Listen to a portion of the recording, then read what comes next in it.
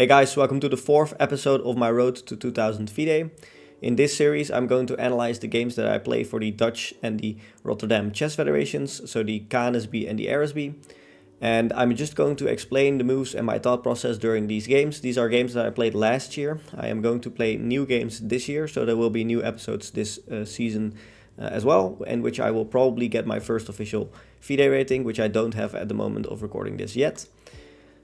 And this game I played against someone named Eric. I was playing with the white pieces, he was playing with the black pieces. The idea behind our names is the FIDE idea, so you can look up their FIDE profile and their rating as well. And this was a game, my opponent, I gotta say, my opponent is rated about like 1670, 1650 or something, so not that high rated, not particularly very high, but he played a very good game against me in this one. And one of the tricky things is when I play these guys, I don't know how strong they are beforehand. So I am not exactly sure how strong they are. I know about how strong they are, probably around somewhere 16, 17, 1800 probably. Because of course I was playing in the third team we had in the KNSB last year.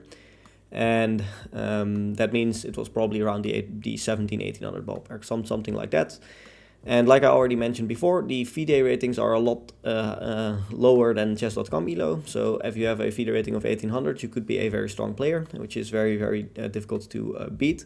And my opponent here was 1670, 1650, like I mentioned, and he was playing a very good game, very, very good game. You can see the accuracy here in the bottom right screen, and you can see he played as I can quickly see a 2400. He played as a 2400 with an almost 88% accuracy, and we played as a 90 or as a 2500 with a 93.5% accuracy. So we played a really good game, but like I said, my opponent also did play a very good game. So, okay, let's start. The game started with e4. Of course, e4 is my main move. I don't really play d4. I'm trying to learn the Queen's Gambit a little bit right now, but I can't really play that in tournaments because I'm not skilled enough. So e4, e5, knight c3, the Vienna, knight c6, bishop c4, and knight f6. So, yeah, I mean, most of you will probably know by now, but if you play bishop c5, there is like queen g4, which is a whole line. This is also theory, but I mean, this is a whole line where you go here, here, and let's see, you go here, here, here, and here. This is like, I think this is still a book move. Okay, it's not a book move, but it is the best move, which is this is good for white. So it's still good for white. You go here, all sorts of stuff are going on. So, okay, none of that happened though, because my opponent played knight f6. And practically speaking, this means the game is probably going to be a lot more slow. Bishop c5 is a much more tricky line than knight f6. Knight f6 is much more equal and much more difficult to counter. So I played d3, he played bishop c5, I played knight f3, he played h6, I castled. I mean, usually, like I mentioned, in these types of structures, when they play knight f6, you get into something like this, and it becomes very slow and very progressive. You have to build very slowly and expand your position. And it also is very difficult to come up with plans. At least in my experience, it's very difficult to come up with plans in positions like this because it's very, very equal, and it's very difficult to say how or what is the best way to advance here. So that is something which is very difficult. And yeah, like I mentioned, a few pawn moves here and there to prevent any bishops or knights from coming in, and yeah, just a very, very slow game up until this point. Here I played b4, which is a good move, and here this is the first move that kind of like poked at him a little bit out of the very slow building and progressing. So b4, he played bishop b6, of course, best move, and this bishop is obviously very annoying because it means I can never move the f-pawn, and yeah, I can play moves like bishop e3, but that doubles my pawns. It does open the f-file, but you know, it is not a nice bishop here, which is something that I had to deal with the entire game, and as you can see in the remainder of this game, that it's going to be very difficult to deal with this. Here I played bishop e2, which is something that the engine does not really like. Honestly, I'm not sure if my chess knowledge is great enough to understand why this isn't a good move. I mean, okay, I understand because, okay, so he has a pretty decent pawn structure here, so my dark square bishop behind these pawns is, of course, maybe not really good, but I have ideas to maybe push in the future and try to open things up. And this is, of course, a nice diagonal, but probably Probably getting your bishop out this way is a little bit better because you want to get rid of his dark square bishop, and my dark square bishop is now blocked behind my own pawn. So that's probably the reason this is bad. I don't know any more than that. So there you go. He played a6, which is a good move. I mean, he wants to keep that dark square bishop on that diagonal. I can now never play knight a4. Maybe I should have already played knight a4 here. Maybe that is a little bit better. Yeah, exactly. Knight a4 was the best move.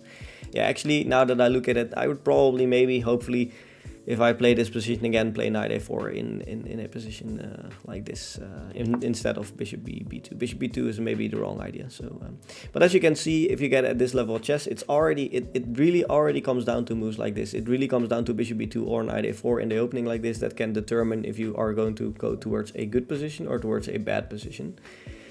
And that's very difficult, of course, because especially if you're playing opponents which are rated like 1900 plus, so 2000 maybe, they know how to take advantage of your misplacement of your bishop. So if I place my bishop here, they're gonna find the better way to play the remainder of that game and find the best way to keep your position bad, of course, because obviously bishop b2 isn't the best move. So there you go. So a6. h3, bishop d7, knight d5, and bishop a7. So here, of course, I was already looking at taking the dark square bishop. My opponent correctly pulling his dark square bishop back. Of course, you want to keep this bishop on the board because it's very annoying. So my opponent doing quite well, actually, at this point. Although, I mean, here the position is still very equal. It is not really in my favor, it's not really in his favor. It is still very, very equal. So a very difficult game to play from this position forward because you have to make a lot of plans. It's going to take a lot of time. And yeah, I think for me personally speaking, this is one of the hardest things I still have to deal with in chess. I mean, I don't play chess for a whole lot of time yet, so only a couple of years, and I still find this one of the hardest phases where I have to like find the correct ideas and find the best way forward in this types of structure. I would say I'm pretty strong, and I'm also pretty strong if a position leans towards tactics and gets messy, but yeah, in very positional types of play games where you have a very equal game, it is very difficult to make a plan. So here I played knight h2, which isn't the best move. Yeah, my idea probably being king h1 and something like this, maybe some opening of the rook and trying to attack here on this side of the board. But knight h2 is not the best move here. The best move would have been c3.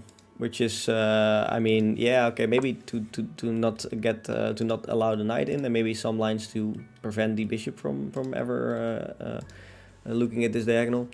So knight h2, yeah, c3. I mean, yeah, like I mentioned, c3 is a move I wouldn't play. I mean, I just wouldn't. It wouldn't cross my mind, and the reason it wouldn't cross my mind is because it blocks in my own dark square bishop. And I guess something that I have to learn is, of course, in chess there is something which is called superseding concepts. So usually we tell beginners, put your pawns in the center, put your knights out, put your bishops out, stuff like that. I mean, there are basic concepts, basic rules in chess which you have to follow.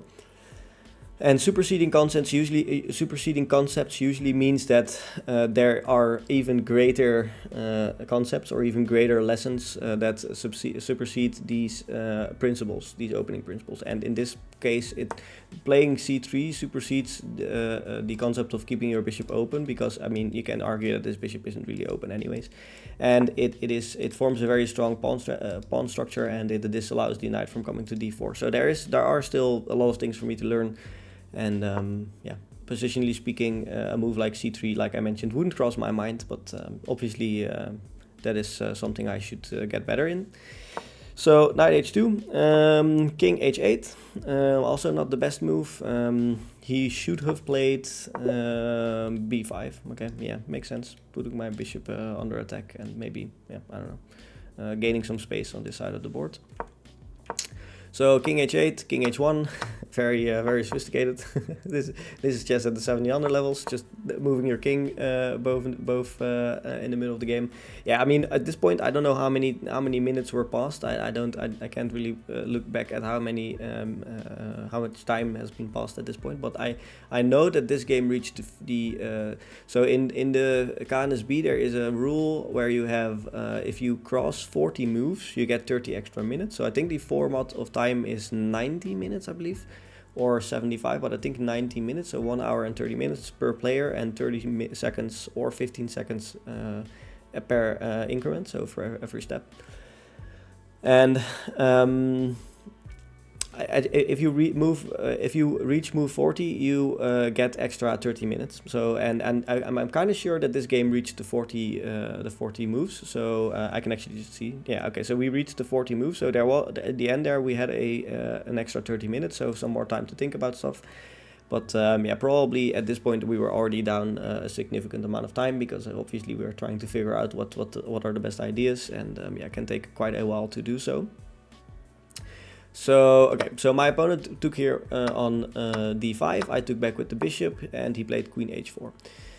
And yeah, I mean, up until this point still, it is just a very equal game. He should have played f5, that is the best move apparently. He played queen h4, okay, so it's a minor inaccuracy. He was trying to maybe sacrifice here and get in or somehow, which is something that I do not really want, so, you know. Yeah, so like I mentioned, at this point it is still very equal. It is still very, very difficult to find a plan, and I think at this point what I did is queen f3, which is also not the best move. The reason this is not the best move, what I wanted to do is prevent the sacrifice. But the reason this is not the best move is because of f5 right now. And my opponent found that move, which is very nice. I mean, f5 is also a difficult move to find. It's not super difficult. I mean, it opens up the rook and it tries to, if you take here, attack my queen, and I have to move and stuff, and, you know, not very pretty. But it does allow for a lot of weak light squares around this king. So yeah, there are still ideas for me to get some sort of favorable position out of this. But at this point, my opponent was a little bit better. What I should have done instead of queen f3 was play knight f3. And this sacrifice doesn't really work, I think, because I can just go back, I think. Yeah, and now I have ideas to go queen f3 and trade everything off. So I shouldn't have been too afraid about the sacrifice on h3. There was never really anything there. I should have placed my knight back into the game and kicked his queen out, and then it would have still been very equal. I'm not sure if you accomplish a whole lot in that situation. I mean, if you look at this position, we just get a little bit back into the position we had earlier, where we just have to move a little bit and yeah, you know, find some plan, which is still very difficult. So okay, let's see. So queen f3, f5, and now I played queen g3, and the idea of queen g3 is of course that you can't take here because I take a free queen, and if you take here, I am opening up my rook, and I can take back maybe with the bishop, maybe with the knight, maybe bishop is a little bit better, yeah. And I'm not sure this is not exactly what happened. No, it's not what happened. So yeah, something like this was the idea, of course, and even though I have double pawns, my king is feeling quite safe. I can maybe move my knight out in some lines and, you know, just get some sort of, yeah, get some sort of position where I get a little bit back into the game. Maybe even knight here, here, and here, which looks pretty good, of course, to fork and get some sort of active knight. So, okay, let's see. In the game, this did happen, yeah, and now he played rook f6. Instead of taking on e4, he played rook f6, trying to double up probably, and then I realized, okay, now it's my time to take here. And how did I realize it? I think what I realized at most here is that if he takes back with the rook, what was the idea? Is this a mistake? No, it's not. Okay. So maybe now I have ideas to go here and somehow attack his rook. He can trade off maybe, you know, this is probably good for me. No, it's not that good. It's still very equal. So yeah, the reason why I took here is probably because I wanted to get into this sort of position and maybe push his bishop away or something, or maybe get my knight back into the game, something like that. So yeah, this is what I did eventually. G4, kick the okay, yeah, so yeah, maybe that was what I was looking at. Maybe this was after trading here and taking, I was looking at some sort of weak pawns here, and I can attack this weak pawn and maybe bring my knight somehow. I think that was what I was going for, and that is exactly what happened. And yeah, it's not a bad idea, because here I was a little bit better. The only thing that I did wrong is the follow-up, which is queen f1, or rook f1, of course. which is not the best because he can simply defend this with king here, or maybe knight here, or bishop here, or rook here, and yeah, he's just defending his pawn. It's a weak pawn, but it's not terrible. So you know, there was a better idea here to go. Let's see, knight here, which is a very difficult move to see. I mean, also, this is a move I wouldn't play anytime soon. I mean, of course, the idea is that you can probably, what you probably want to do is put your knight here on h5 or f5 somehow. Looks interesting. Yeah, I mean, I get it. Yeah, put your knight on some sort of outpost here. But yeah, I mean, it feels much more intuitive to play rook f1 here, even though it doesn't really do anything. I think almost every club player around this level would play rook f1. I mean, it feels just much more logical. Yeah, so that is that. My opponent played king g7, like I mentioned. He can just simply defend the pawn with his king. I played knight f3. He played rook f8. I played knight h4. And here I was still doing a little bit better. Emphasis on a little bit, because obviously this is yeah, it's so little amount of better that it doesn't really mean anything. But lucky for me, my opponent played b5 here, and now b5 is a mistake, and I kind of immediately realized, okay, maybe now there is something here, and I took quite a long while to think about this position.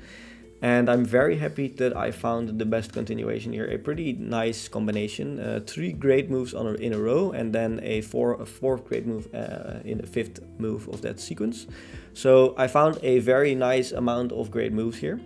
No brilliance, but yeah, I mean, there were no sacrifices, so obviously no brilliance, but a lot of great moves. And the reason b5 is a mistake is because this allows my knight to get to f5 with a check. And obviously now it's not possible. I mean, it is possible, but it's not the best move, because if he takes here, I mean, now I can maybe take this. I can maybe take this first. I mean, there are these, but I mean, this is not the order you want to do this in. The order is you want to take the knight first, and you take the knight with the bishop, and the bishop has to take back, of course, and now you play knight f5. And the reason this is good is because of this pawn and this pawn only. Because this pawn is a weakness that is not easy to defend, or actually almost impossible to defend. Because let's see what happened. My opponent played king h7. Maybe this was a little bit better. No, this you can't play this because there's a fork. So that is the reason why he had to go here. I think if there wasn't a fork, this would probably be better, because after bishop c1 attacking the pawn, you can go here. Now there's still a fork, of course, but you know, I mean. Yeah, so I already kind of spoiled what is going to happen. He played king h7 and I played bishop c1. And yeah, like I mentioned, this sequence is something that I'm very proud to find. This is, I mean, literally this is probably, I mean, yeah, okay, in hindsight this is not what won me the game, because you can see that I'm going to throw this advantage away still. It's a very minor advantage. I mean, plus 1.5, so not very big advantage, but I'm going to throw it away. But I'm still winning the game later, so little spoiler there. But yeah, okay, so we're gonna see what happens. So bishop c1, yeah, like I mentioned, this is a very nice sequence. Attacking this pawn, there's no way to defend it. You can't really bring your rook, you can't really bring any of your bishops. So that is a very nice thing. My opponent, however, found a very nice counter move. He played h5, and h5 looks interesting because after gx h5 he has rook g8. And rook g8 obviously attacks this pawn. I can't defend it like this because there's a bishop in the way. So I have to find some creative way to defend it, which is knight h4. And yeah, I kind of got lucky because I honestly didn't really see this move.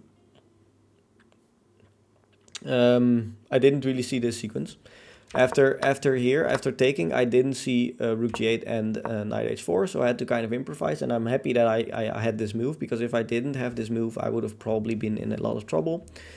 So, okay, my opponent here played rook f8, going back. Now I played bishop g5, which is something that, yeah, I mean, I don't really know why I did that, to be honest. I mean, I can kind of understand it. I mean, the reason why is because you want to take this pawn, and if he takes here, you take a free rook, but then he takes here, which is arguably not even, okay, yeah, this is bad, because now there's this. And after moving, there's a fork between the two bishops. But, yeah, so I kind of understand it, bishop g5. But I guess, yeah, it's still a minor it's still a minor slip up, and the reason why is because of let's see, my opponent playing bishop d4, which is the best move. My opponent also playing a very good game here, I'm not gonna lie. He played a very good game. Yeah, definitely better than a 1600, even for FIDE 1600. He played a very, very good game. I mean, yeah, props to my opponent in that aspect, because I honestly, this was a much higher rated game. I mean, this could have been a game between 2000 FIDE rated players for sure, because this was I mean, some minor errors were made, but I mean, yeah, still a very nice game, and found a lot of good moves, both of us. So yeah. But unfortunately, like I mentioned, I was going to throw the victory, or at least the advantage away, not the victory, but the advantage, because of bishop g5. I mean, it's just a minor mistake. I should have played, let's see, I should have played king h2. Yeah, I mean, yeah, I don't really get that move, but okay, I should have played king h2. And bishop g5, trying to win the isolated, or I mean the backwards pawn here. Obviously, the idea is good, but the reason this is bad is because after rook x f6, rook x f6, and bishop x f6, you can go bishop b2. And yeah, I mean, now it's just back to equal. It really is just back to equal. We're just gonna take a few pawns here and there, both of us, and it's a different game. I mean, you know, so. Yeah,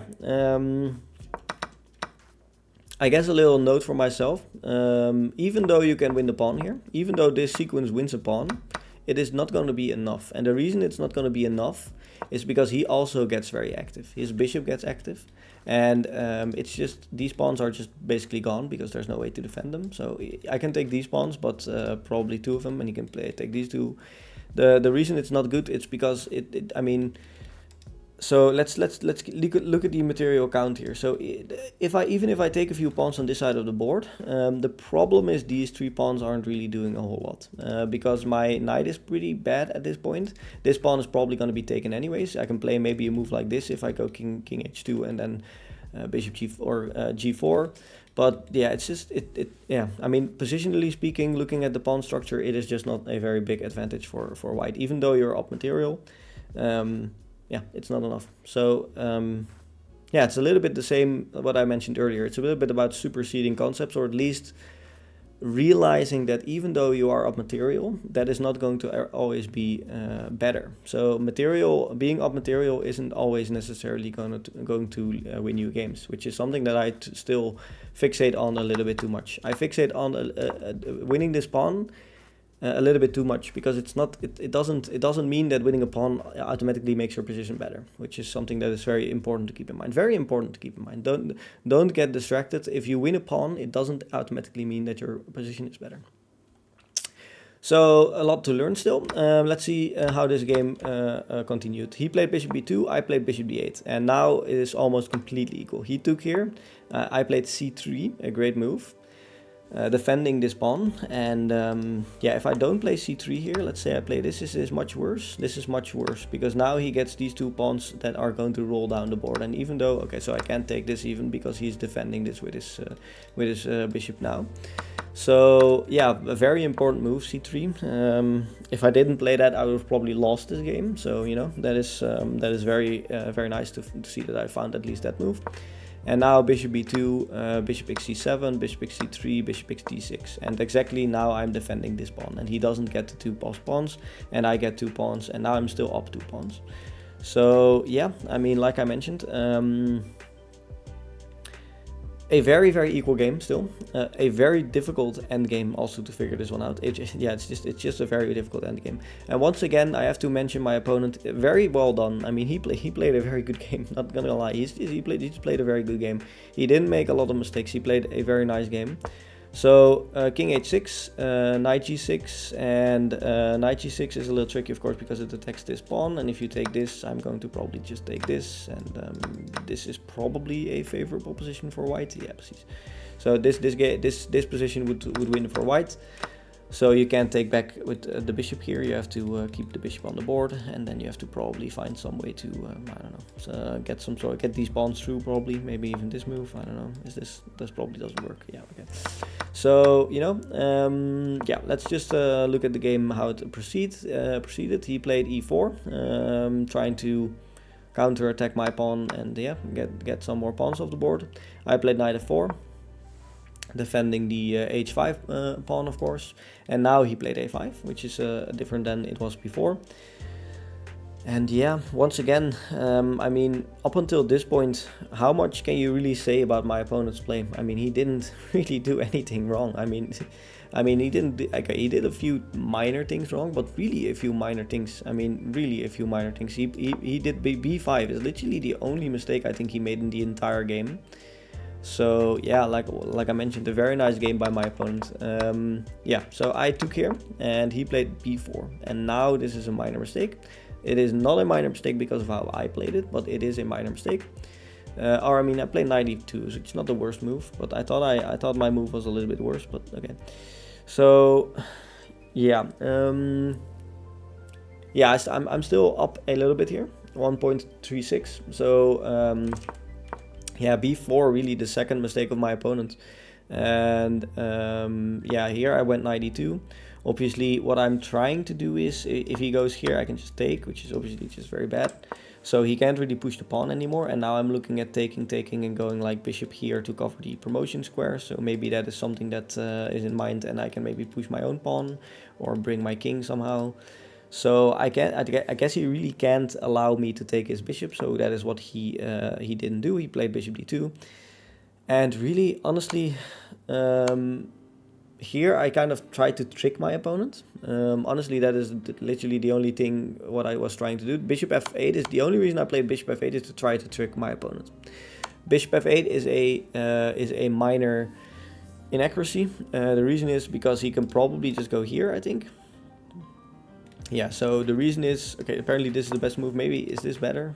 Okay, apparently this is better. Sometimes it says that two moves are the best moves, even though this is 0.85 and this is plus 1.532 for white. So obviously this is a little bit better, but okay.